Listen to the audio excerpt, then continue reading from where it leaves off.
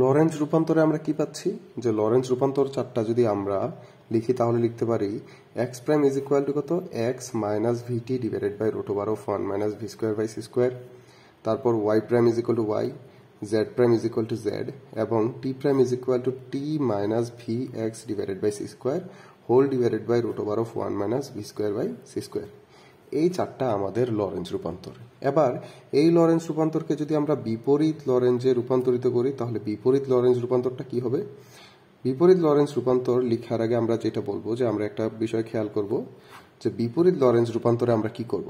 আমাদের যেখানে মাইনাস আছে এখানে হয়ে যাবে প্লাস, এবং যেখানে আমাদের x আছে এখানে হয়ে যাবে x প্রাইম, যেখানে y এখানে হয়ে যাবে y প্রাইম, যেখানে z এখানে হয়ে যাবে z প্রাইম, যেখানে t এখানে হয়ে যাবে t প্রাইম, আর যেখানে আছে x prime y prime z prime t prime এগুলো যথাক্রমে হবে x y z এবং t।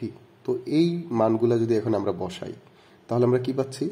আমি আবার একবার বলে নিচ্ছি যে বিপরীত লরেঞ্জ রূপান্তর করার সময় এই চারটা সমীকরণের মধ্যে যেখানে x প্রাইম থাকবে ওইখানে আমরা বসাবো x, যেখানে y প্রাইম থাকবে এখানে আমরা বসাবো y, যেখানে t প্রাইম থাকবে এখানে আমরা বসাবো t, যেখানে z প্রাইম থাকবে ওখানে আমরা বসাবো z।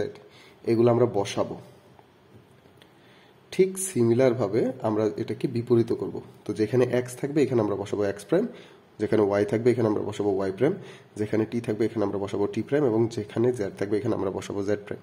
আর ঋণাত্মক চিহ্নগুলো কি হবে? ঋণাত্মক চিহ্নগুলো হবে আমাদের ধনাত্মক। সরি, এখানে একটা মাইনাস হবে, আমি প্লাস দিয়ে ফেলছি। তো এই মানগুলো যদি আমরা বসাই তাহলে কি পাচ্ছি?